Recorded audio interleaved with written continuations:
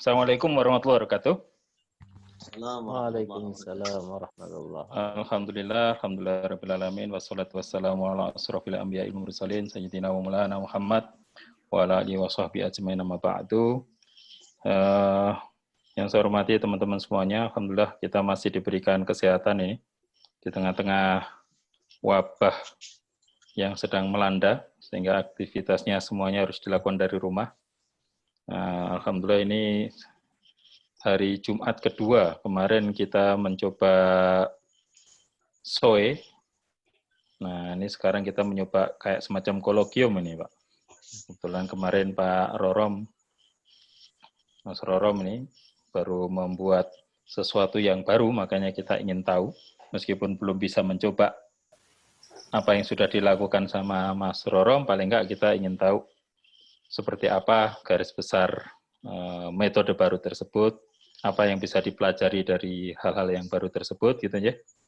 Nah,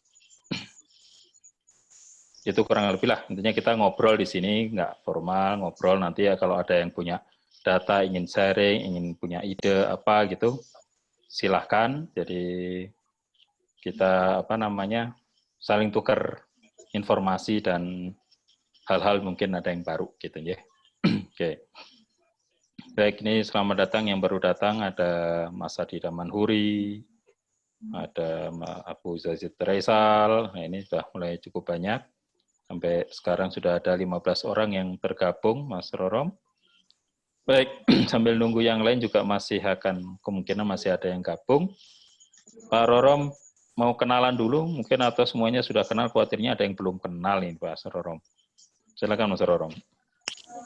Assalamualaikum warahmatullahi wabarakatuh. Perkenalkan Bapak Ibu sekalian, saya Rorom Priyatikanto. Saya sudah 5 tahun lebih di Pusat Sains Antariksa 8. Nah, akan tetapi ya kurang lebih baru 3 tahun bergelut dengan urusan pengukuran kecerlangan langit menggunakan Sky Quality Meter nih. Tapi ya alhamdulillah dengan tim banyak mengumpulkan data, jadi ya ada barang yang dioprek gitu ya, ada data yang dioprek sehingga alhamdulillah belakangan menghasilkan satu makalah baru gitu. Nah, alhamdulillah kemarin minggu lalu itu Pak Hendro menghubungi saya, ya barangkali bisa bercerita sedikit. Terus tadi pagi saya siapkan slide-nya, paparannya, dan mungkin akan bisa saya sampaikan nih pada kesempatan kali ini. Mudah-mudahan bisa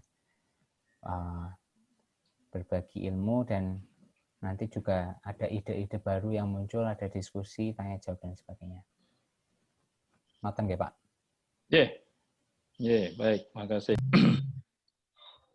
Mas Rorom, silakan dimulai paparannya, monggo. Oke.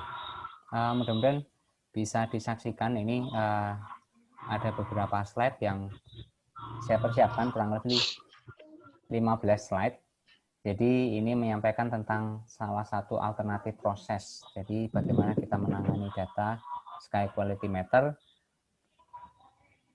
untuk ya berbagai macam tujuan. Nah, ini itu yang akan saya bicarakan itu lebih ke proses data di bagian hulu, saya bilang. Nah, sebagian besar apa yang saya sampaikan di sini itu merupakan hasil studi kami yang baru saja dipublikasikan di jurnal Advances in Astronomy. Ini merupakan salah satu jurnal yang diterbitkan oleh penerbit Hindawi namanya.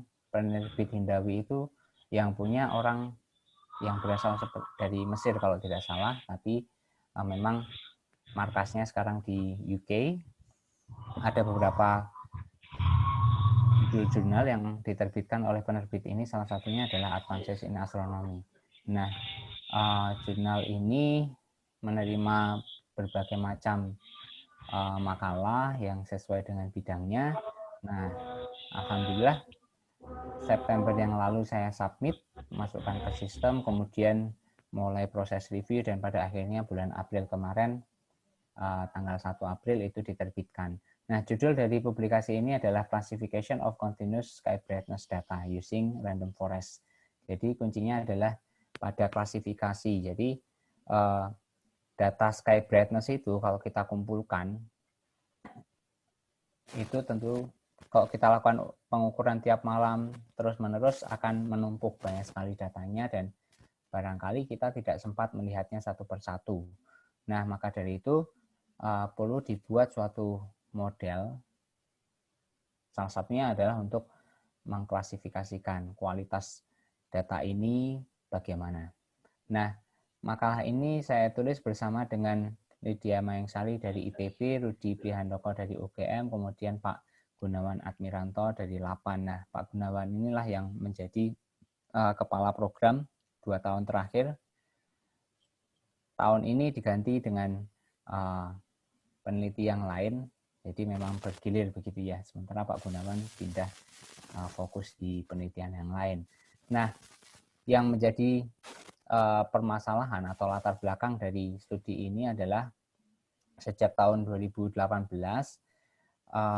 LAPAN itu membeli awalnya 12 unit Sky Quality Meter dari Unihedron, kemudian didistribusikan ke balai-balai atau stasiun-stasiun pengukuran yang dimiliki oleh LAPAN. Ada di Agam, Sumatera Barat, kemudian di Jawa Barat, di Kalimantan Barat, Parepare, Jawa Timur, bahkan di Biak, Papua Barat ya. Nah, pengukuran dilakukan di berbagai macam lokasi, kemudian di setup ya, diatur supaya pengukuran itu terus-menerus sebanyak mungkin data. Nah, tujuannya adalah untuk memantau kualitas kecerangan langit malam, memantau tingkat polusi cahaya yang dialami di beberapa titik, dan juga salah satu isu yang akan didalami adalah masalah fajar dan juga senja gitu ya. Nah, akan tetapi data ini tentunya bisa dimanfaatkan untuk kepentingan yang lain. Nah, apa yang kami gunakan adalah Sky Quality Meter dari Unihedron tipe LUDL. Nah, SQM ini memiliki sensor fotodioda Taos seperti itu, yang mana punya sensitivitas yang cukup baik.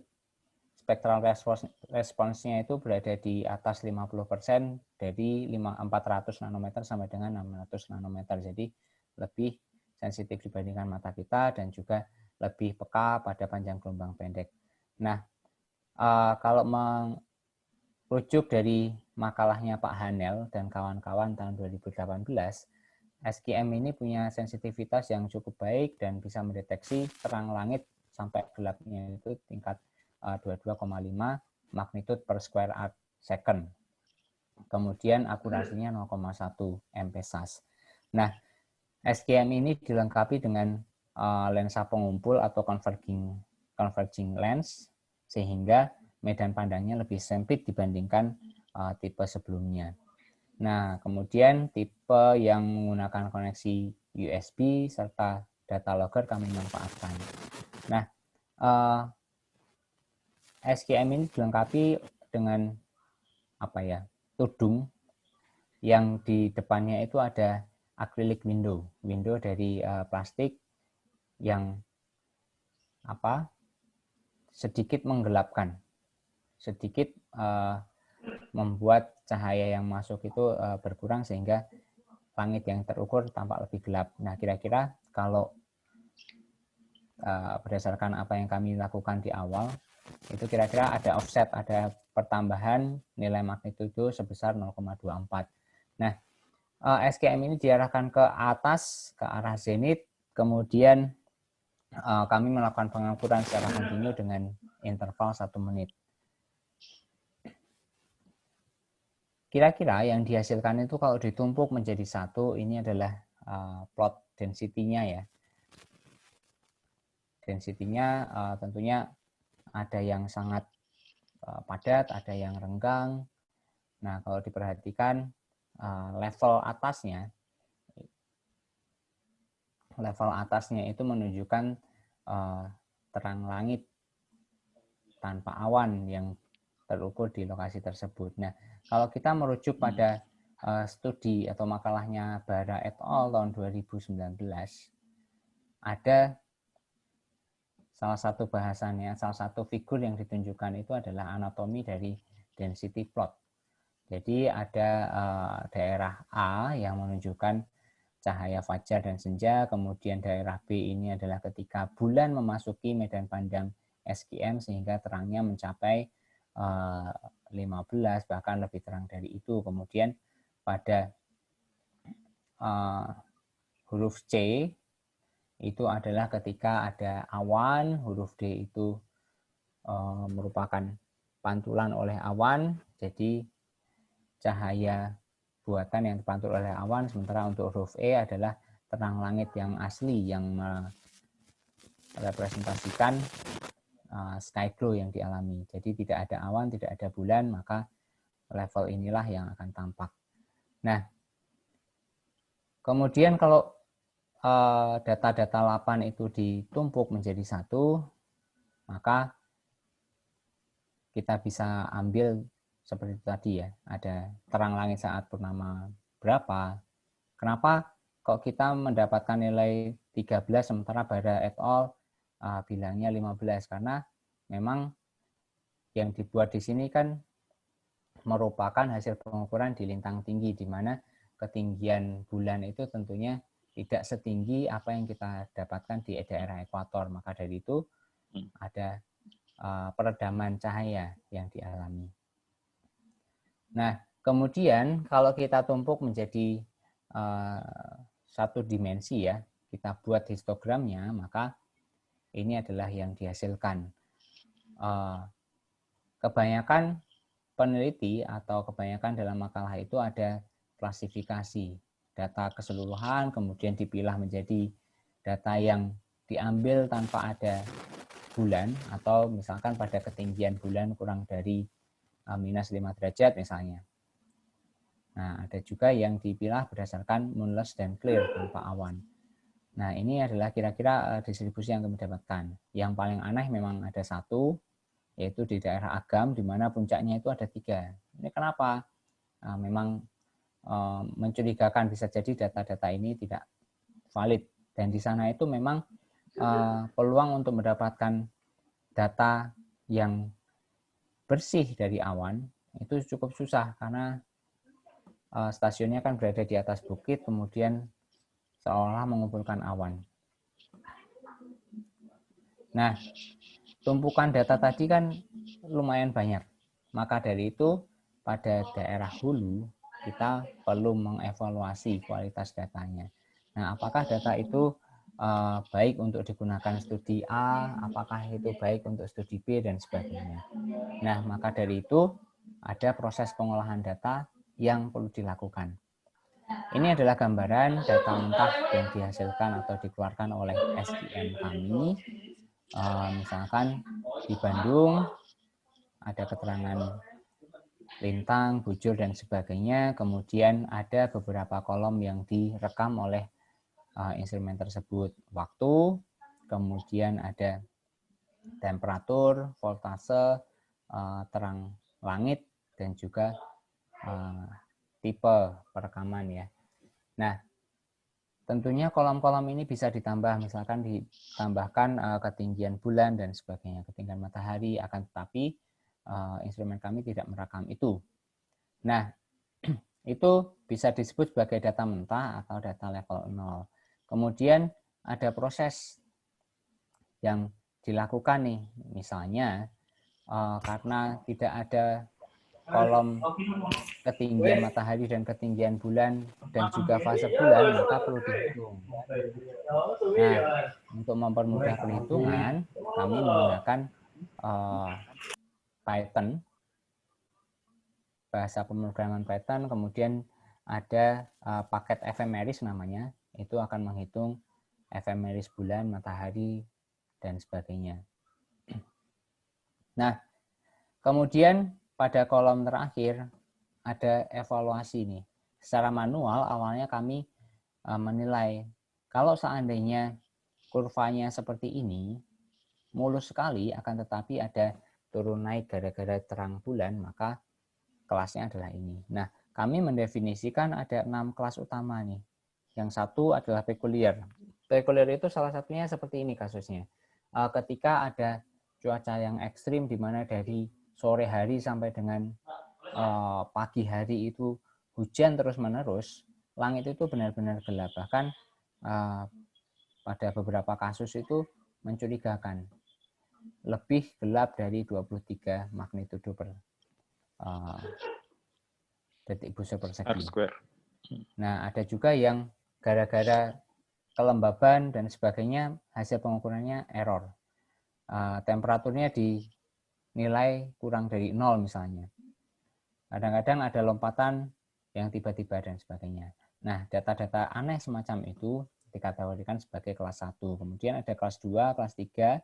Kelas 2 itu untuk berawan lebih dari 50% waktu. Kemudian untuk kelas 3 itu adalah berawan sebagian.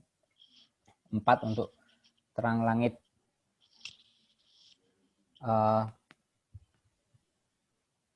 cerah. Kemudian 5 kalau ada bulan dan berawan. 6 kalau ada bulan akan tetapi langitnya cerah. Nah, kelas-kelas ini awalnya dievaluasi manual. Jadi data yang telah dikumpulkan dievaluasi tiap malam bagaimana profilnya, dilihat fase bulan atau ketinggian bulannya bagaimana, kemudian dibandingkan dengan distribusi bulanannya itu bagaimana, apakah mencuat seperti ini atau bagaimana. Nah, secara manual dievaluasi. Akan tetapi kalau kita sudah berurusan dengan ribuan data itu kan luar biasa melelahkan. Dan kadang-kadang manusia itu tidak bisa lepas dari bagus. Kadang-kadang bikinnya bagus, kadang-kadang bikinnya kurang bagus. Padahal sama. Nah, maka dari itu perlu ada proses supaya komputer itu bisa membantu kita. Nah, maka dari itu studi ini dilakukan. Kita ingin membangun suatu model klasifikasi data menggunakan random forest. Random forest itu sendiri adalah salah satu tipe metode statistik yang dibilang sebagai machine learning. Nah, ini adalah ilustrasinya bahwa data yang diambil secara kontinu setiap malam itu saya sebut sebagai kurva cahaya. Itu bisa kita lihat bagaimana karakteristiknya, kemudian kita ekstrak fitur-fitur atau parameter-parameternya. Nah,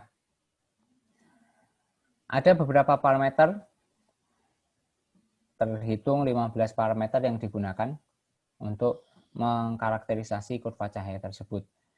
Kalau dikelompokkan ada 5 kelompok besar, yaitu bicara tentang bulan, entah itu fase bulan atau jarak zenit dari bulan. Kemudian posisi secara statistik ya, ini adalah persentil 5, persentil 50 atau median, dan juga persentil 95.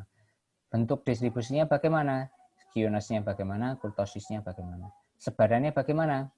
Range, standar deviasi, interquartile length, sama MAD atau mean absolute deviation. Fluktuasi juga di parameterisasi dengan beberapa kuantitas ini.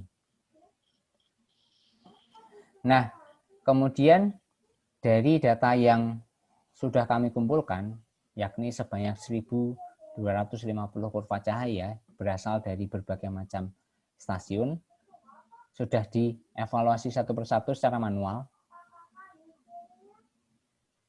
diekstrak parameter-parameter tadi, 15 parameter tadi, kemudian dikelompokkan menjadi 2 kelas utama, yaitu 875 kurva dipilih secara acak sebagai data latih. Data latih ini akan digunakan untuk membangun model. Sementara kelas yang kedua ada 375 kurva, itu akan dianggap sebagai data uji untuk menilai seberapa baik model klasifikasi yang dibangun nanti mengklasifikasikan data tadi. Nah, model klasifikasinya sebenarnya implementasinya dalam Python hanya beberapa baris saja. Itu sudah banyak package yang misalkan pakai Science Toolkit ya, Scikit package itu sudah ada paket khusus untuk machine learning, jadi hanya dengan beberapa baris perintah itu sudah bisa. Nah, ini CLF misalnya, ini mendefinisikan model yang digunakan, yaitu random forest classifier. Dengan random forest ini ilustrasinya seperti ini. Jadi ada cabang-cabang bagaimana mesin itu mengklasifikasikan suatu data. Nah, disebut sebagai random forest karena isinya adalah pohon-pohon seperti ini, pohon-pohon keputusan. Dalam hutan yang saya definisikan, itu ada 300 pohon. Nah, kemudian ada beberapa parameter yang diinputkan, kemudian di sini di proses yang saya lakukan dulu itu proses berulang untuk meninjau akurasinya bagaimana, perilaku dari model ini bagaimana. Intinya seperti itu. Nah, kemudian di antara 15 parameter yang telah didefinisikan tadi, mana saja sih yang secara efektif mampu mengklasifikasikan data?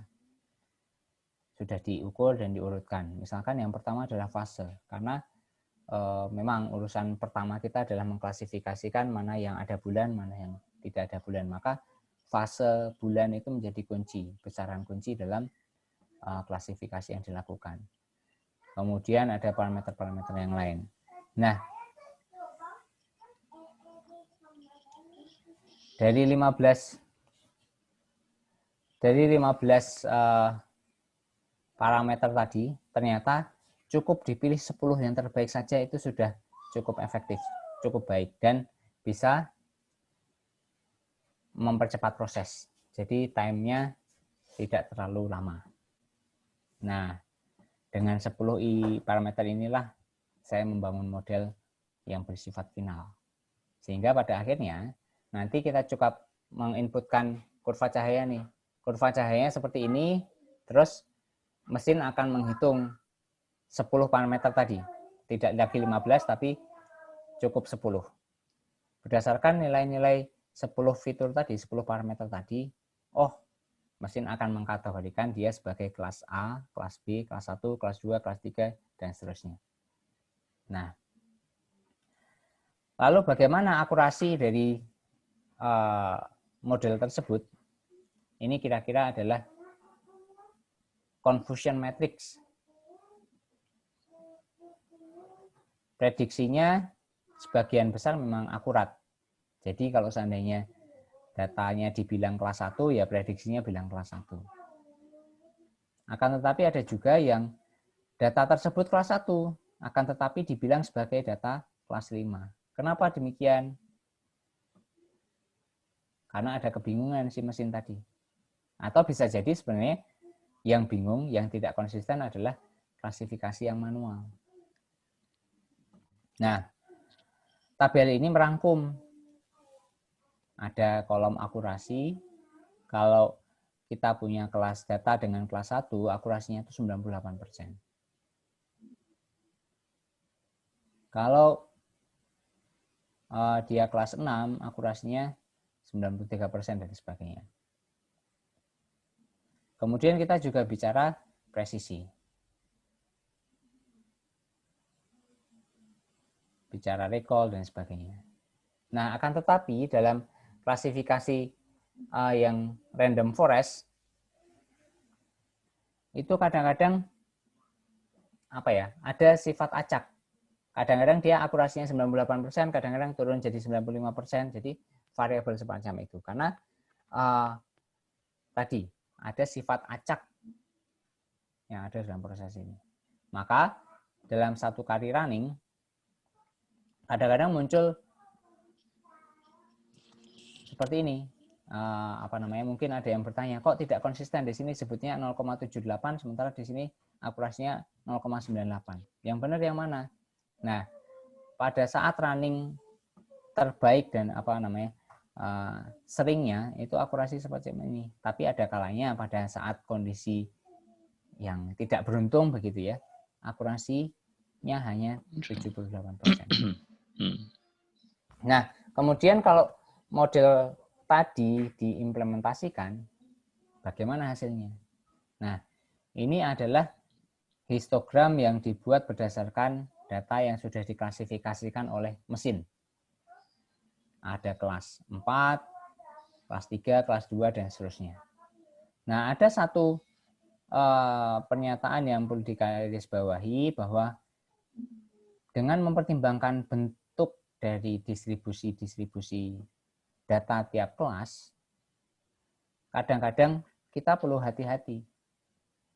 Kalau kita gagal memisahkan data dengan kualitas yang tidak baik, maka kita bisa salah dalam mengambil keputusan.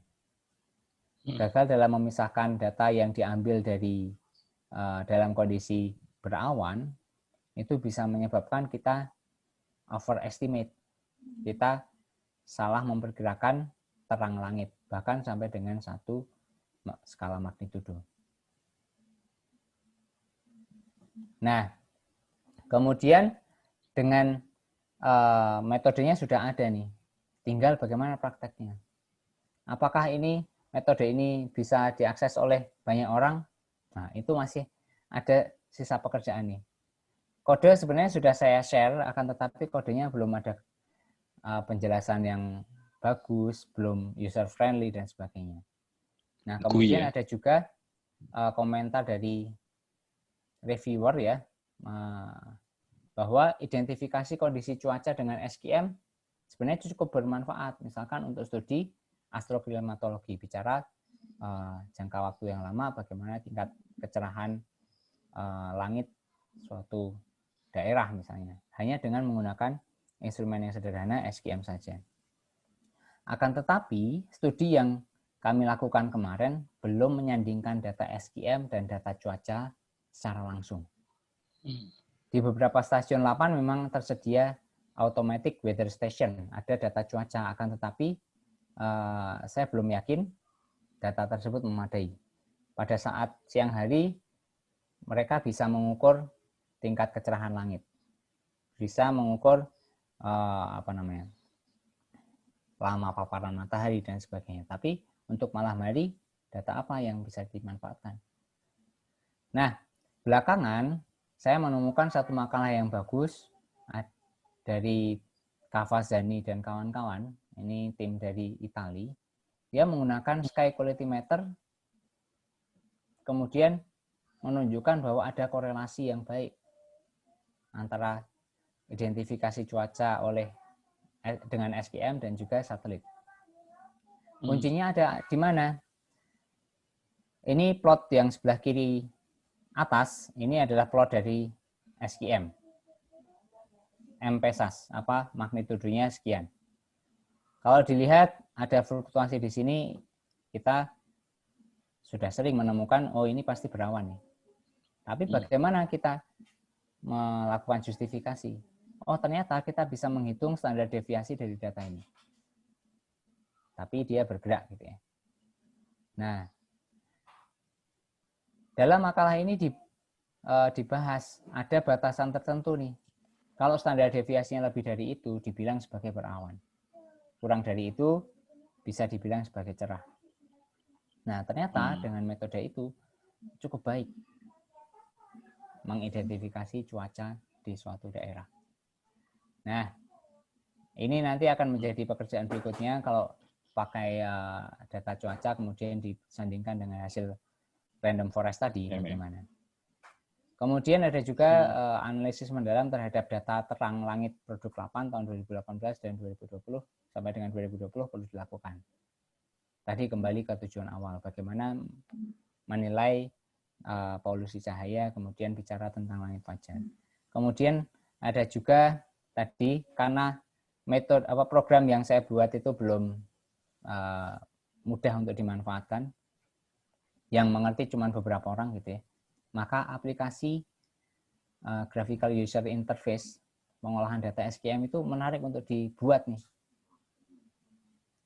Barangkali ada yang senang bikin aplikasi semacam itu, ya monggo. Karena kayaknya kok perlu orang yang sudah berpengalaman ini untuk membuat GUI semacam itu. Jadi Bisa jadi membuat satu software yang menjadi pendampingnya UDM ya, Unihedron Device Manager. Jadi lebih banyak fitur yang bisa kita lakukan. Menghitung efemeris, menilai kualitas, dan sebagainya. Nah, kemudian untuk yang poin nomor 2, ini ada plot-plot awal yang sepertinya menarik untuk dibahas. Berdasarkan data yang kami kumpulkan selama ini, terang langit di sejumlah stasiun 8 itu kok lebih terang dari apa yang ditampilkan di lightpollutionmap.info. Ada penyimpangan secara sistematis, maka dari itu ya harus dijelaskan. Kalau penyimpangannya bersifat acak, itu barangkali operatornya salah meletakkan SQM, terlalu dekat dengan lampu misalnya. Akan tetapi kalau penyimpangannya sistematis, kita perlu curiga gara-gara mungkin model yang digunakan oleh lightpollutionmap.info itu tidak 100% tepat, terutama untuk wilayah Indonesia. Nah, kemudian kalau bicara masalah fajar, ini temuan yang lain adalah saat langit cerah, kemudian ada polusi cahaya, maka lokasi titik beloknya jadi tersamarkan. Itu sudah jelas ya, tapi kami coba kuantisasi gitu ya. Bagaimana persamaannya? Apakah kita bisa mengekstrapolasi kalau nggak ada light pollution sebenarnya titik beloknya itu berapa derajat? Gitu. Nah, itulah kira-kira yang bisa saya sampaikan.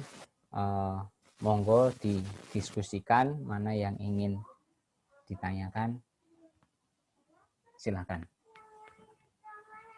Begitu Pak Hendro, kira-kira yang bisa saya sampaikan pada kesempatan kali ini. Ada pertanyaan dari Pak Aryan ya, bagaimana mengidentifikasi posisi titik belok? Belakangan yang saya gunakan itu adalah pertama mengambil data yang diambil pada saat kondisi cerah. Itu yang pertama. Nah, kemudian saya menggunakan turunan ya. Jadi dmu per dt, jadi perubahan terang langit terhadap waktu itu dihitung.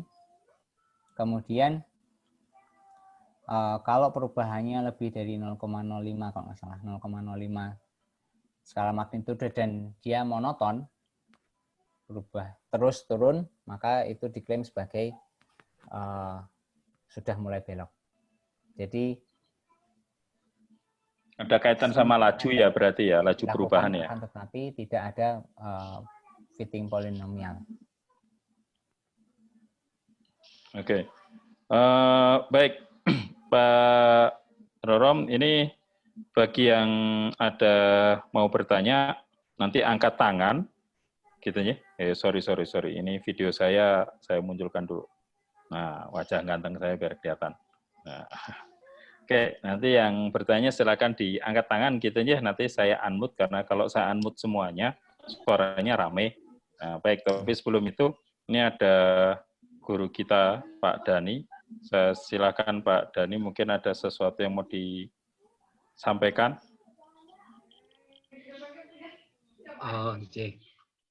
Ya, Assalamualaikum warahmatullahi wabarakatuh. Wah, menarik. Mas Rorom, ini presentasinya. Mungkin saya nambah informasi saja. Mungkin saya sampaikan di sini.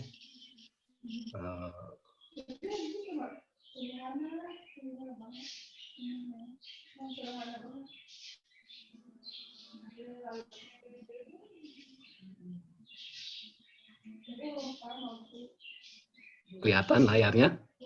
Kelihatan, Pak. Ya, ini sebetulnya hasil dari proceeding di 8 tahun lalu. Mungkin para orang panitia. Ya, ini saya ambil salah satu gambarnya saja. ya datanya dari yang masih data yang masih sedikit, ada 83 data di sini, dan datanya dipilih yang sekitar bulan baru antara tahun 2011 dan 2018. Kemudian saya menghitung rata-rata keserangan langit itu antara jam 12 malam sampai jam 3 pagi. Kemudian saya hitung juga sudut elevasinya. Nah, sudut elevasi ini menghitungnya juga masih relatif manual, programming seperti Pak Rorom. Dan hasilnya semacam ini. Saya ambil datanya Mas Hendro dari Labuan Bajo. Kemudian ada satu data dari Tayu. Ini datanya mahasiswa dari UIN ya, UIN Semarang, yang kebetulan S2 di astronomi. Ya, sebagai pembanding. Jadi posisinya, ketinggiannya bermacam-macam. Ya, Sayu dan Labuan Bajo ini di pantai. Kemudian Kupang dan Boska itu di 1.300 meter. Dan Jogja juga relatif di pantai. Jadi ternyata di Boska sendiri sangat bervariasi. Ketinggiannya dari minus 12 sampai 18 ya, minus. Dan Kupang itu memang paling gelap relatif, tapi ternyata sudut elevasinya tidak sampai 20, justru lebih rendah sudut elevasinya dibandingkan yang di pantai. Jadi dari hasil ini sebetulnya ketinggian itu tidak banyak pengaruh di sini. Karena antara 1.300 meter dan di pantai itu, justru di pantai itu bisa lebih bagus daripada 1.300 meter. Kemudian, jadi yang penting di sini sebetulnya transparansi atmosfernya. Ya, itu saja polusi cahaya ya. Jadi antara tempat yang gelap di sini, itu misalkan Kupang dan Tayu Labuan Bajo, ini ternyata untuk ini, karena ini kan snapshot datanya, bukan rutin, itu data di Labuan Bajo dan Tayu itu relatif sudut elevasinya lebih dalam dibandingkan di sini.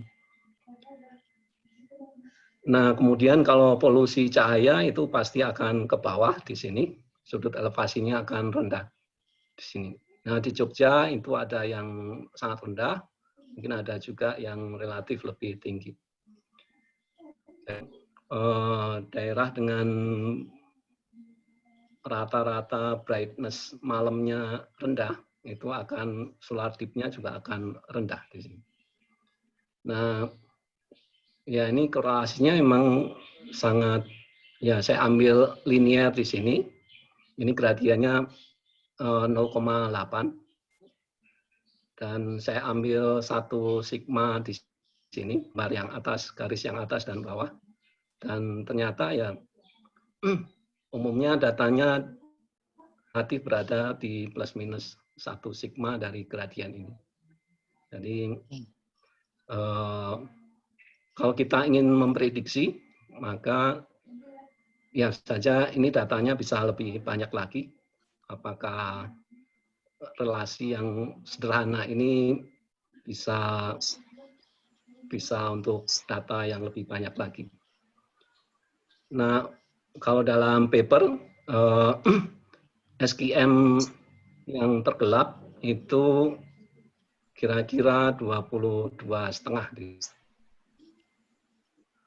Nah, kalau kita punya ini, kalau dari gambar ini ya lebih dari bisa sampai minus 21 derajat. Nah, kalau dari gambar ini untuk yang misalkan minus 20 itu bisa dicapai untuk rata-rata brightness-nya itu ya 21 Ini memang anu toh dari sananya kali ya. sama 20. Nggak ada gambar. Ya, mungkin gambar ini yang mungkin dapat sampaikan dari analisis lanjutan. Ya, memang ada seperti di Palaka cuaca itu juga mempengaruhi brightness. Ya, papernya sedang dalam review. Memang ada. Saya bandingkan cuaca di Posca dari dulu, dari zamannya Posca berdiri dan yang sekarang itu memang cuaca bisa mempengaruhi brightness. Tapi memang harus diuji untuk data cuaca yang malam hari, karena umumnya pengamatan data cuaca yang dari BMKG yang publis itu biasanya siang hari semuanya. Nah, kalau data yang AWS tapi yang malam hari itu akan bisa mengkonfirm untuk di sini. Ya. Mungkin itu Mas Indro, satu slide saja. Iya, matur nuwun. Ya, matur nuwun Pak Dhani, terima kasih. Saya mute all dulu semuanya. Baik, ada yang ingin bertanya, silakan diangkat tangan, nanti saya unmute gitu aja. Atau sekarang saya unmute all semuanya, tapi tolong di-mute-kan masing-masing. Jadi nanti yang mau bertanya bisa membuka suaranya sendiri-sendiri. Ya, saya coba dulu sekarang saya unmute all, terus yang tidak bertanya untuk memute-kan masing-masing. Pak Arya ini tadi barusan bertanya, ya.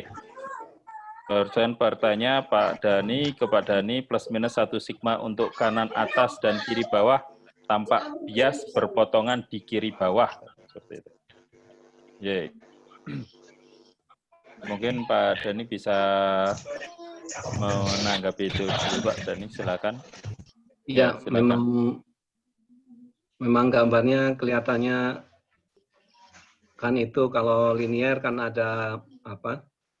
Titik potong. Ada gradiennya dan ada titik di mana dia berpotong. Dan saya kira tidak akan bertemu untuk garis-garis itu karena kan itu plus 1 sigma ya. Titik nolnya itu kalau nggak salah untuk yang linear saya lupa mungkin sekitar 4. Jadi mungkin 4 plus minus 1 sigma untuk yang bawahnya. Jadi tidak berpotongan. Ya. Baik. Silakan Pak Rorom, mungkin ada yang mau disampaikan. Saya unmute Pak Rorom.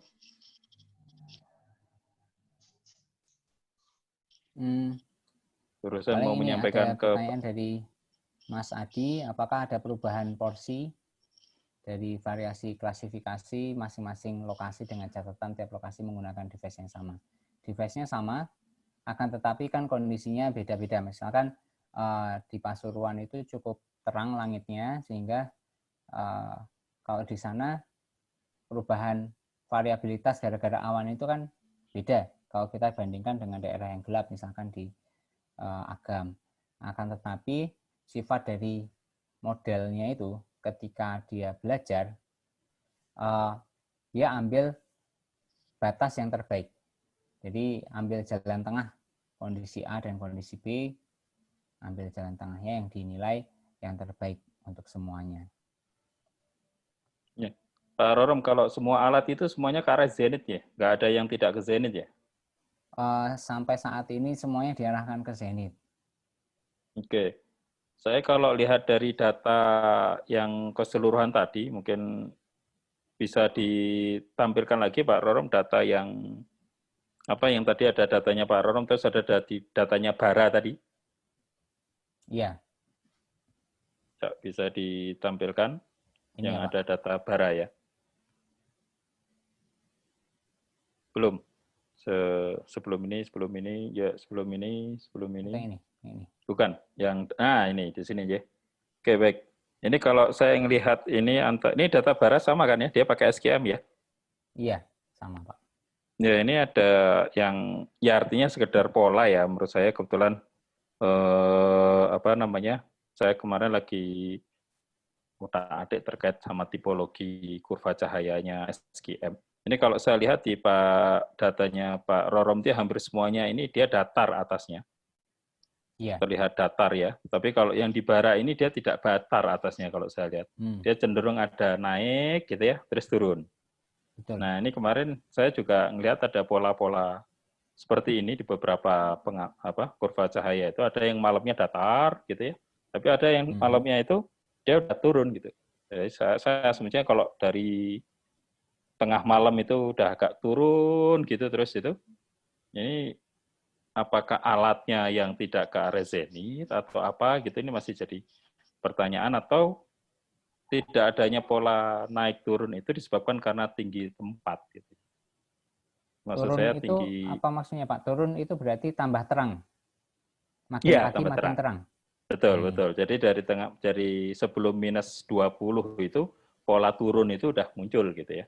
Pola turun itu udah, tapi ya tadi signifikan itu, turun seperti itu.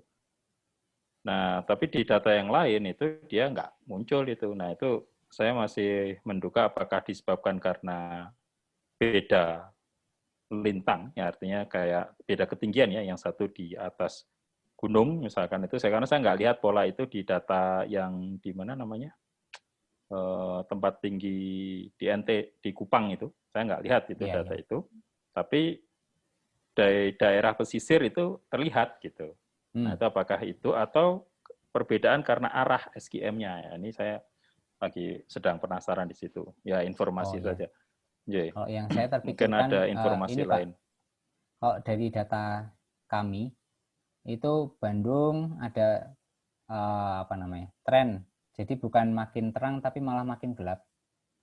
Subang ada tren sedikit makin gelap, kemudian Pontianak makin gelap. Nah, ya karena prosesnya kayaknya linear, gradual sekali, itu kayak bisa dikaitkan dengan proses alamiah saya kira, bukan karena orang mematikan lampu pada pukul sekian. Jam-jam tersebut ya. Iya. Ya, itu juga ada masih satu misteri juga itu ya. Tapi kalau makin Pak Adi terang silakan itu, disampaikan pertanyaannya Pak Adi. Silakan di unmute Pak Adi biar lebih kelihatan yang dimaksud dengan pertanyaan ini. Ada pertanyaan Pak dari Mas Adi Damanhuri, silakan. Kedengaran Pak? Kedengaran, monggo. Oke, yang pertama tuh untuk Mas Rom tadi, tiap-tiap device itu punya interval sama ya? Tiap-tiap 1 menit semuanya. 1 menit. Terus kalau Pak Hendro, kondisi tersebut tuh dengan fase bulan atau dengan variabel-variabel lainnya gimana, sehingga tadi Pak Hendro bilang ada tren makin terang atau grafiknya tuh makin turun. Ya, mumpung ini sebentar Pak, data Pak Rorom tadi itu yang naik turun itu, karena dia bagian atas itu artinya clear sky kan ya. Kalau dia ada kaitan sama bulan, dia posisinya pasti ada di bawah gitu. Iya. Justru karena clear sky itu dan dia pasti tidak ada bulan kan ya situ. Ya, maksudnya yang tadi Pak Hendro bilang, Pak Hendro kan mengalami atau mendapatkan pola data-data Pak Hendro tadi punya tren ada sekitar mendekati min 20 itu ada ada tren makin terang kira-kira gitu ya. Nah itu mungkin kalau fase bulan mungkin sudah enggak lah, karena saya yakin kita ambil ketika tidak ada bulan ketika itu. Artinya sudah sudah terkuak itu apa kira-kira gitu biar bisa Ya, jadi kalau yang saya duga sekarang ini itu kemarin saya membandingkannya dengan apa namanya fajar kadzib itu istilahnya apa? Kalau di astronomi itu fajar kadzib kita menyebutnya sebagai zodiacal light. Zodiacal light. Jadi saya curiga itu adalah zodiacal light. Nah, kecurigaan itu kemarin ada data zodiacal light yang memang kita ukur cahaya zodiacal light itu perubahannya ternyata sama-sama seperti itu. Jadi dia ada peningkatan yang sistematis seperti itu. Jadi akhirnya kita yakin bahwa itu adalah zodiacal light gitu loh.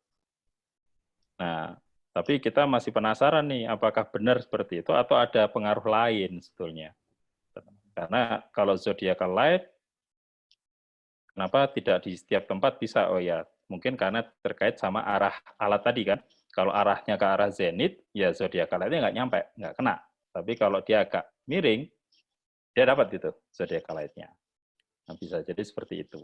Oke, Pak Rorom silakan.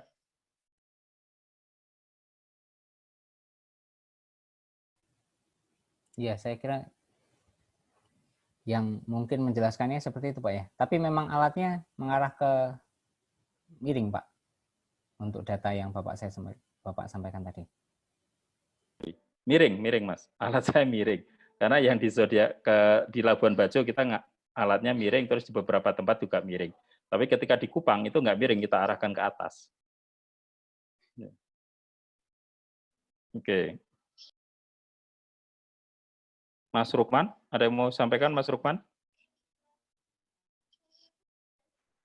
Cukup Pak. Mungkin saya sedikit saja. Yang saya temukan itu ada perbedaan dengan yang tadi disampaikan oleh Pak Hendro. Kalau Pak Hendro kan makin mendekati subuh makin terang gitu ya. Nah, kalau yang saya temukan itu makin mendekati ke subuh, kurva SQM-nya itu dia makin gelap. Makin gelap. Baru setelah mau masuk subuh, dia terang dan makin terang seterusnya gitu. Nah itu kok bisa berbeda gitu? Itu kenapa gitu? Mungkin itu isi pertanyaan saya. Iya, sebentar, saya ada beberapa yang mau masuk juga. Ini saya admit dulunya. Itu mungkin yang kalau saya baca di papernya Pak Dhani itu terkait sama yang disebut sebagai malam semu ya. Malam semu. Mungkin Pak Dhani bisa paparkan sedikit terkait malam semu. Monggo Pak Dhani.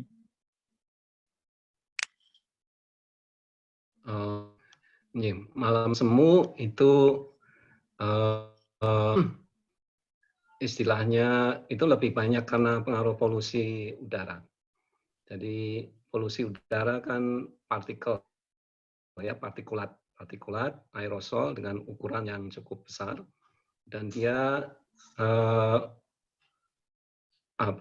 dia akan menyerap cahaya justru. Sehingga kalau dia menyerap maka kelihatannya akan malam, akan lebih panjang sedikit. Tapi begitu cahaya mataharinya cukup kuat, maka dia akan cepat sekali terangnya. Artinya gradiennya lebih cepat turun dibandingkan untuk daerah yang polusinya rendah. Mungkin lokasinya itu di mana Pak Rukman? Kalau teorinya itu mungkin lokasinya ya mungkin harus di kota atau di sini. Tapi kalau itu lokasinya di Labuan Bajo ya mungkin harus dicarikan lagi alasannya. Kalau lokasinya di Depok Pak. Oh oke. Iya. Nah, di Depok mungkin itu berarti polusi cahaya yang cukup kuat. Ya di Cimahi juga sama mengalami itu. Di ITB juga sama mengalami itu. Hanya di Posca tidak kelihatan. Mungkin 1.300 cukup tinggi untuk partikel yang berat-berat mungkin. Ya di Cimahi dan di Bandung juga sama. Ya. Jadi apa namanya?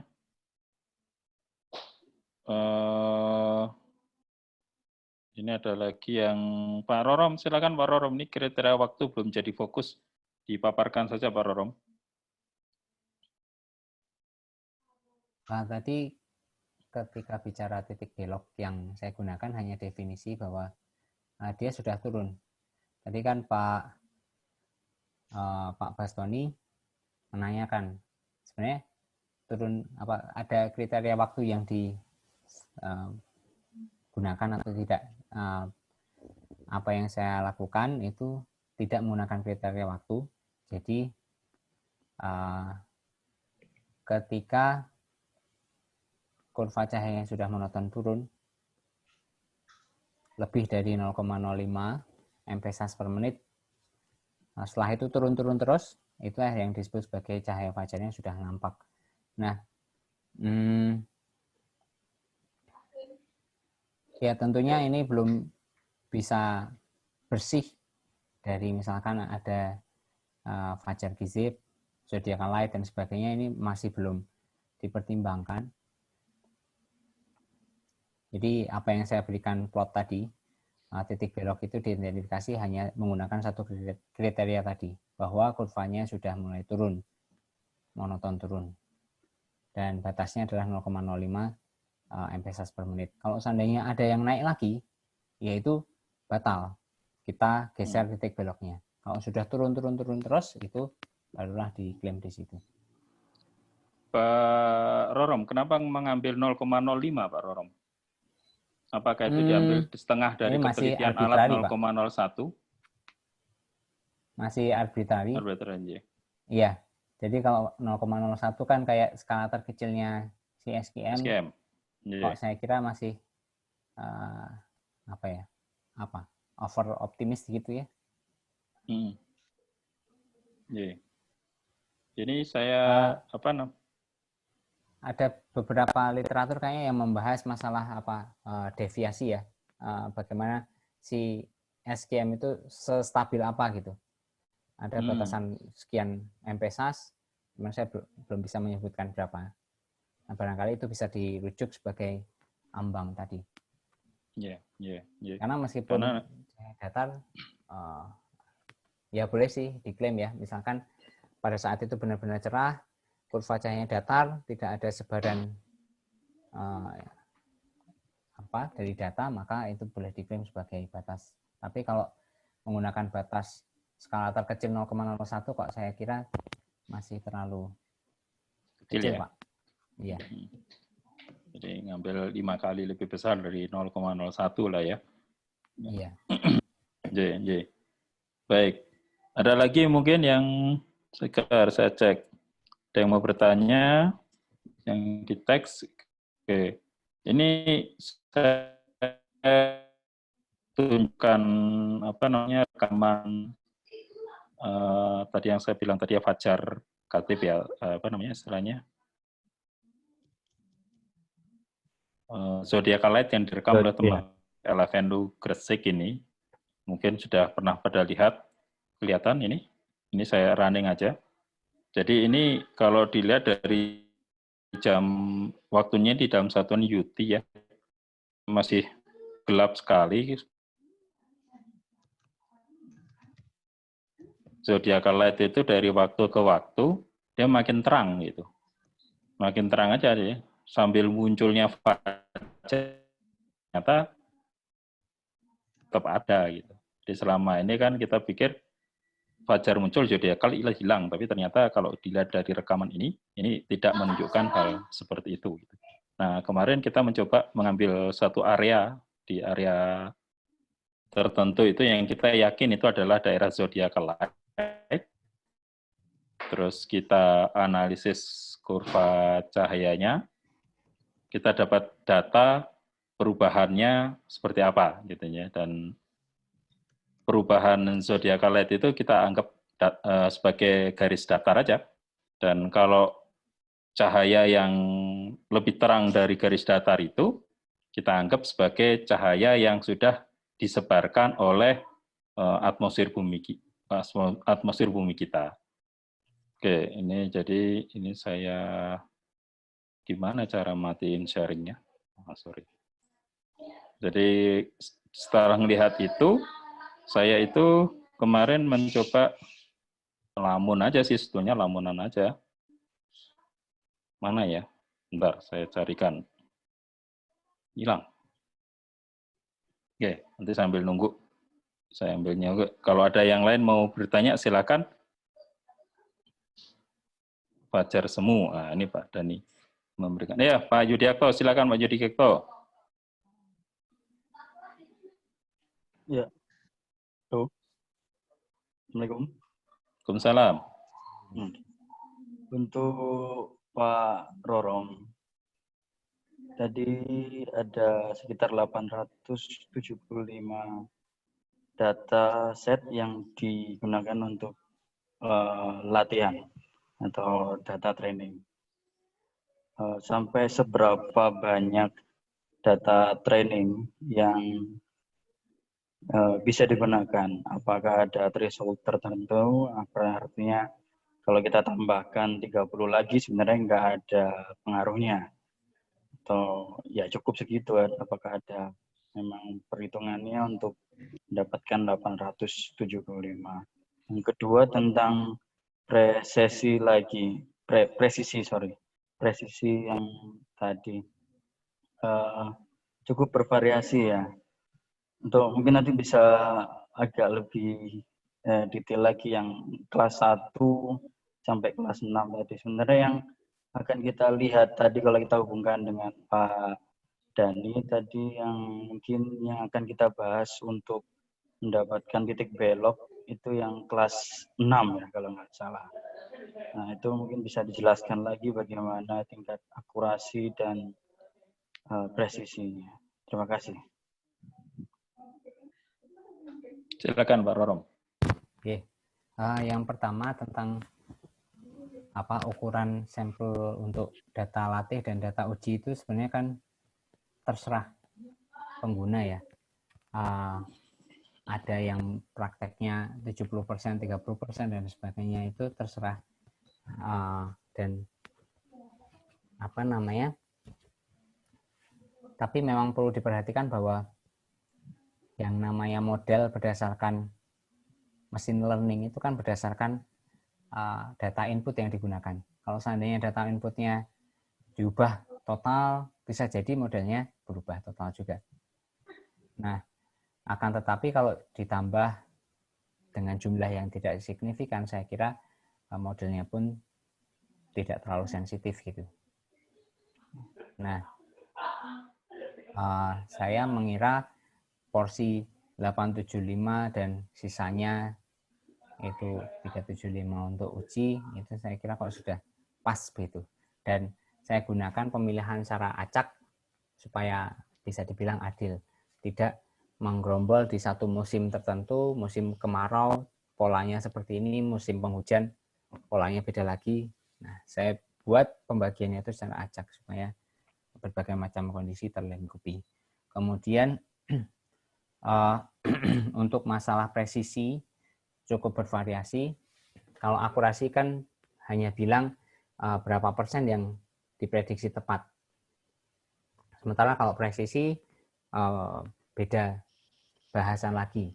Nah, kenapa itu bervariasi? Karena memang data itu kan ada yang mudah dipisahkan, ada yang mudah dibedakan, ada yang tidak, ada yang kabur pembedanya, pemisahnya itu seperti apa. Nah, itulah yang menyebabkan nilai dari akurasi ataupun presisi itu bervariasi.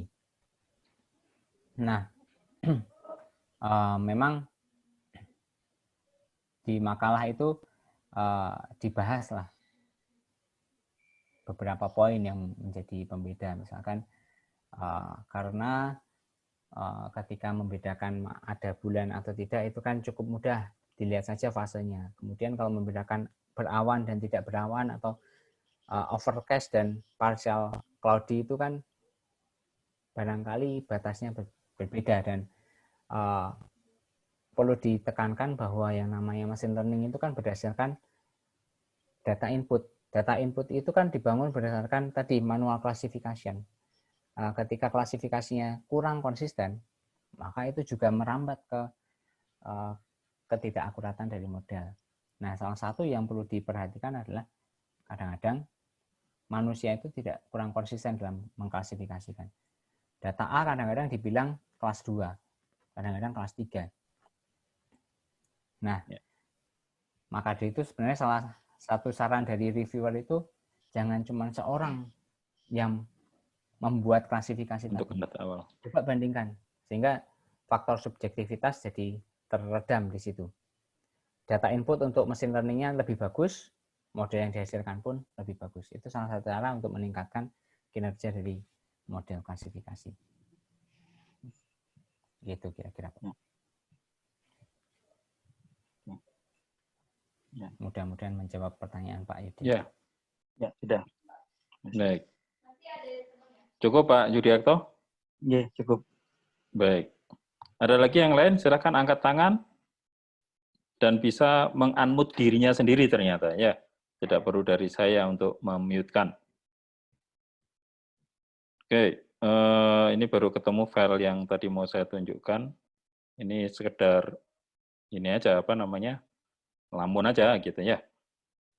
Nah, ini saya menganggap andaikan bumi kita ini tidak punya atmosfer dan di luar angkasa sana tidak ada debu antara planet dan sebagainya, artinya hanya ada matahari.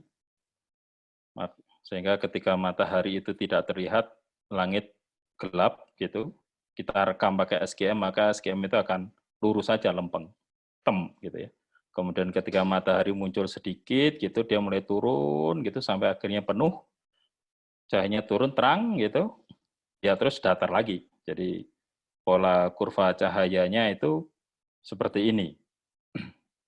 Nah, kalau kemudian ada materi yang membiaskan di luar angkasa sana, tapi bumi kita juga tidak punya atmosfer, gitu ya, maka langit itu akan terlihat ada peningkatan, naik turun itu tadi, ya turun gitu, terus kemudian terang, dan setelah itu ya datar lagi aja, karena nggak ada yang bisa mengotak-atik terangnya cahaya matahari tersebut kan gitu. Nah, ketika bumi kita punya atmosfer, maka kurva cahayanya di sini turun, terus ada turunan lagi di sini. Nah, jadi sebelum membelok di sini, itu ada penurunan lagi. Jadi sehingga di sini penurunan yang kedua itu, yang masih landai tapi dia turun, itu yang peningkatannya dia lebih cepat tentu dibandingkan dengan penurunan yang langit kalau hanya ada debu antariksa tadi. Jadi adanya atmosfer bumi kita itu mengakibatkan ada perubahan gradien lah, intinya seperti itu kalau yang di sini. Baru kemudian membelok, biasa dikatakan belok. Jadi artinya sebelum pembelokan itu sudah ada penyebaran cahaya oleh atmosfer bumi kita. Nah, itu yang terangan-angan aja. Dan kalau misalkan ada di daerah polusi cahaya, pola seperti ini. Nah, ini saya sebenarnya memerlukan sejumlah data yang punya punuk unta ya atau malam semu seperti ini untuk menguji apakah peningkatan naiknya ini sama dengan ketika cahaya matahari itu dibiaskan oleh atmosfer pada posisi yang sama. Ini yang terus juga pola di sini di daerah lereng ya. Daerah lereng itu dia tidak lurus, tapi dia menekuk gitu. Jadi turun terus nekuk gitu ya. Jadi polanya nekuknya ke dalam gitu, bukan keluar. Nah, ini kalau saya lihat posisi pembelokan ini yang kemudian saya sebut ini sebagai fajar nautik ya, fajar nautik. Jadi saya kenapa polanya seperti itu saya mencoba melihatnya seperti ini. Jadi kalau kita rekam di posisi A, gitu ya, masih gelap, makin terang, dia masih terus naik, gitu ya. Tapi ketika posisi C di sini ke D, ini dia membelok seperti ini. Kenapa? Karena bagian ufuknya itu masih tetap gelap seperti C, tapi bagian atmosfer, bagian langitnya udah mulai terang. Jadi ada perbedaan intensitas di sini mulai muncul. Nah ini apa namanya? Kira-kira yang menurut saya kayaknya seperti itu. Jadi mungkin itu Pak. Yang satu lagi juga ada kalau kita ngambil data sampai bawah sekali, sampai terakhir sampai matahari terbit, maka di posisi matahari terbit itu bentuk kurvanya ada naik gitu ya, nyendul gitu, ada cenulan gitu. Nah itu di beberapa tempat selalu konsisten itu ketika tinggi posisi 0. Itu pernah saya apa namanya? Kalau ngambil data coba dilihat itu ada cenulan di ketika 0, ketika matahari berada di 0. Oke. Ini Pak Judi Oktober. Ye. Mungkin itu sedikit ini aja apa namanya? Lamunan aja ini. Kira-kira pola cahaya seperti apa gitu ya, dan dari pola cahaya dengan asumsi itu kemudian kita coba lakukan perhitungan kapan sih sebenarnya munculnya atau pengaruh twilight itu mulai ada gitu. Oke, ini saya hilangkan dulu gambarnya, gimana stop share ya. Silakan mungkin ada tambahan yang lainnya.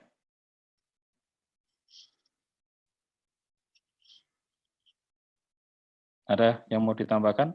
Monggo. Pak Arya. Pak Arya ini nggak bisa, suaranya tidak bisa muncul, jadi pasti harus lewat apa namanya ketikan.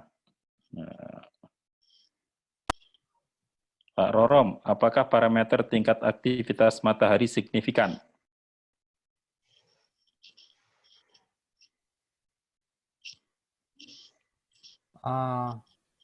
Kalau di data saya karena cuman baru terkumpul 3 tahun, jadi belum bisa melihat itu ya.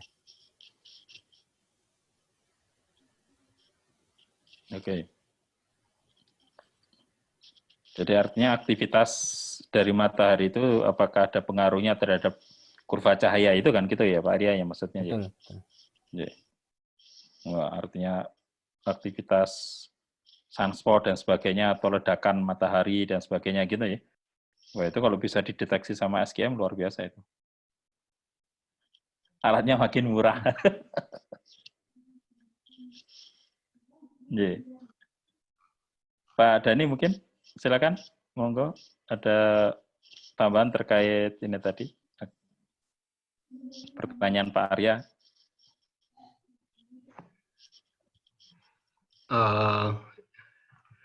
Ya ada paper memang menyatakan ada ketergantungan terhadap aktivitas matahari. Tapi di SGM saya juga pengennya mengarah ke sana. Tapi datanya sepertinya pengaruh awan lebih besar ya. Jadi mungkin problemanya adalah bagaimana mungkin pakai metodenya Pak Rorom, bagaimana memilah-milah data sehingga awannya bisa dihilangkan, kemudian pengaruh aktivitas mataharinya bisa dilihat. Ya, hampir 2011, sekarang 2019, jadi hampir semoga bisa sampai 11 tahun. Ya, tujuannya ke sana. Semoga SGM-nya selalu backup, karena tapi data awal ya memang mungkin memilah awan mungkin ya. Jadi karena data di Posca itu ya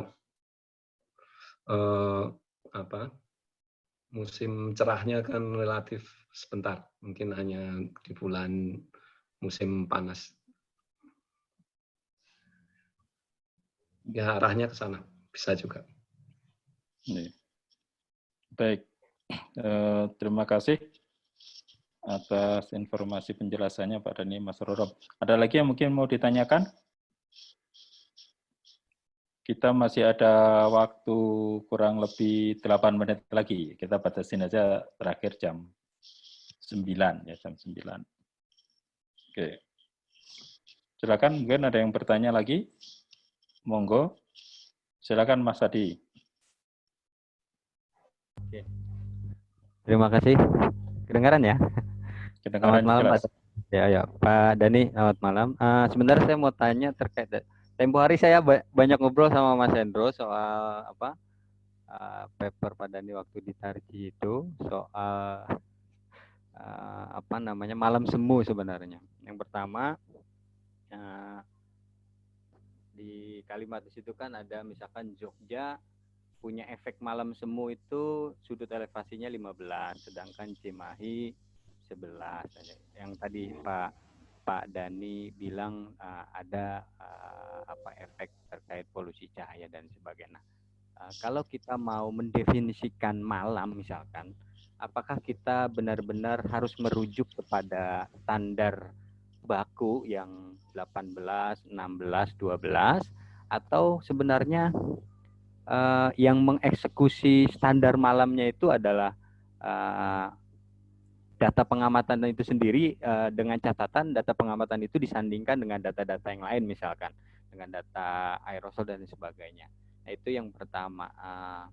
Karena nanti akan ada terkait lokasi dengan malam semu dan sebagainya itu kan kalau kita mau arahkan kepada penentuan titik turning point dari suatu data, akan ada permasalahan keabsahan data terkait dengan lokasi dengan kondisi langitnya yang mengalami malam semu itu yang pertama.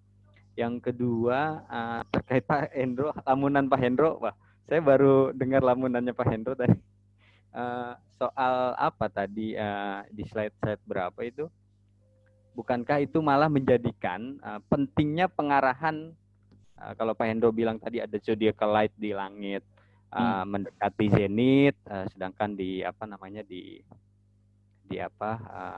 sebenarnya ada dua pendekatan bisa jadi. Yang pertama, bukankah itu menunjukkan pentingnya pengarahan SQM-nya malah kepada arah ufuk gitu ya? Ufuk, karena ya. Terkait nanti device kita kan medan pandangnya juga terbatas, 20 derajat atau juga atau juga bisa jadi kita sandingkan sekali pengamatan itu yang ke ufuk 1 yang ke zenit 1, atau seperti teman-teman di Mas Arwin Medan itu ufuk berapa derajat dan zenit gitu, kira-kira gitu. Terima kasih, itu saja. Ya, silakan Pak Dani, monggo.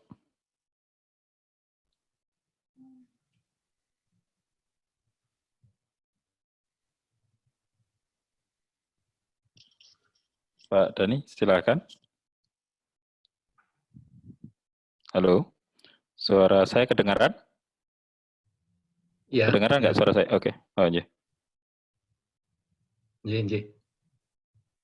Ya, baik. Terkait pertanyaannya Pak Mas Adi tadi, Pak Dani, terkait penentuan malam itu standarnya bagaimana?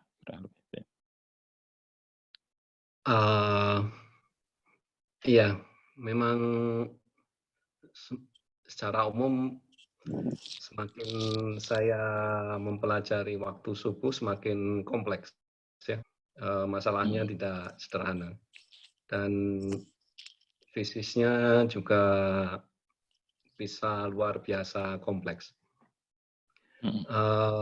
Untuk mengetahui persis tentang malam semu, memang ini pasti akan terkait polusi udara. Nah, kalau sudah polusi udara kan berarti harus ada, kita punya parameter polusi udara. Detektornya juga mungkin khusus untuk itu. Nah, atau kalau ingin pakai data satelit, ya ada juga data tapi sangat global, resolusinya rendah. Tapi kalau ingin dicoba-coba mungkin juga bisa untuk mengetahui data aerosol. Cara lain adalah memodelkan, karena cahaya pasti akan dihamburkan. Nah, proses hamburan ini kan sangat kompleks. Tidak hanya hamburan, setiap ukuran dari partikel polusi itu juga akan berbeda-beda. Sehingga untuk proses hamburannya juga bisa sangat kompleks. Nah, saya juga ingin menjelaskan tentang malam semu itu dengan pemodelan dari hamburan cahaya. Kemudian ya memang kebetulan kalau di Bandung itu ya mungkin ada stasiun, mungkin di BMKG juga punya data tentang polusi udara. Kalau kita punya rekan-rekan BMKG yang mempunyai data polusi udara, bisa dimasukkan untuk pemodelan itu agar lebih per kota ya. Ada SGM, ada datanya, kemudian ada AWS-nya, All Weather Sky-nya, yaitu bisa komplit. Nah, kan satu lagi adalah hamburan tadi bisa fungsi ketinggian dari atmosfer. Nah, artinya part itu sampai seberapa tinggi dia tebalnya. Nah, ini ada cara lain juga sebetulnya. Jadi untuk studi ini SGM sebetulnya bisa mengarahkan kita ke eksperimen dengan alatan yang semakin canggih-canggih ya, dan mahal-mahal untuk mengetahui lebih banyak tentang waktu subuh. Jadi waktu subuh memang sangat-sangat, jadi mungkin titik belok hanya kelihatan semacam itu saja ya, tapi sebetulnya kenapa ada titik belok kan itu pertanyaan sendiri, fisiknya seperti apa. Kemudian ada istilah fajar astronomi atau fajar sipil, fajar nautical, itu apakah ada batas-batasnya. Nah, batas-batas antara fajar astronomi dan nautical dan sipil kan mestinya juga bisa dijelaskan juga. Tidak hanya 18, 12, 660, tapi mungkin ada alasannya juga, modelnya juga. Jadi memang tidak bisa menjadi sangat kompleks. Alhamdulillah kita punya teman-teman di sini yang mempelajari itu. Jadi ya insya Allah sedikit demi sedikit punya bayangan untuk solusinya. Mungkin itu Pak Adi. Memang permasalahannya jadi bisa multi instrumen, tapi juga pemodelannya juga lebih bisa banyak dilakukan. Ya, monggo. Ya baik, terima kasih Pak Dhani. Jadi memang kalau saya sendiri lihat untuk waktu subuh ini karena kaitannya ada zodiacal light gitu ya, jadi kita perlu untuk mengarahkan itu tidak ke arah zenith gitu ya, sehingga pengaruh zodiacal light itu bisa kita amati. Nah, kemarin dari data yang kita ambil di kebetulan data bawean itu diamati dengan dua modus, satu fotografi, satu SGM. Jadi dua-duanya kita coba analisa konsisten. Terus data yang di Pelabuhan Bajo yang waktu itu kita ambil, coba kita compare dengan hasil fotonya Pak AR juga ternyata menunjukkan hal yang konsisten, bahwa pada saat itu juga sebenarnya kita bisa melihat adanya pengaruh zodiacal light, tapi tidak seterang yang di Labuan, yang di Bawean ya, tidak seterang di Bawean. Oke, baik. Sudah jam 9, kayaknya waktunya harus diakhiri pertemuan ini. Terima kasih sekali ini atas partisipasinya. Kita sementara mohon dimunculkan wajahnya, mau saya grab snapshot untuk foto bersama. ya, oke. Nah, gitu kan, jadi kelihatan wajah. Ya, tadi sampai mencapai pesertanya ini ada 36 atau 37 gitu ya. Sudah hilang beberapa, mungkin masalah koneksi biasanya. Oke, Mas Mustafa Ahyar, silahkan. Mbak Fitri Kurnia Dewi, silahkan dimunculkan. Mas Rid KC, Pak AR Sugeng Riyadi. Nah, monggo, ini ada jengkol rebus, ini siapa ini? Silahkan dimunculkan. Oke, wajahnya mana nih yang lain? Wah, ini kayaknya mungkin tidak di tempat ini, sedang tidak di tempat. Oke, baik, saya screenshot dulu sebentar karena saya nggak tahu gimana caranya motret bersama-sama. Jadi bisanya screenshot. Senyum semuanya, kelihatan giginya. Oke, terima kasih. Baik, terima kasih. Semoga pertemuan malam ini bermanfaat buat kita semuanya, memberikan tambahan pengetahuan. Silakan saya unmute untuk bisa menyampaikan, mana nih unmute-nya? Bentar ya. Unmute all. Nah, oke, biar kedengaran suaranya, silakan di-unmute. Assalamualaikum warahmatullahi wabarakatuh. Waalaikumsalam warahmatullahi wabarakatuh. Terima kasih.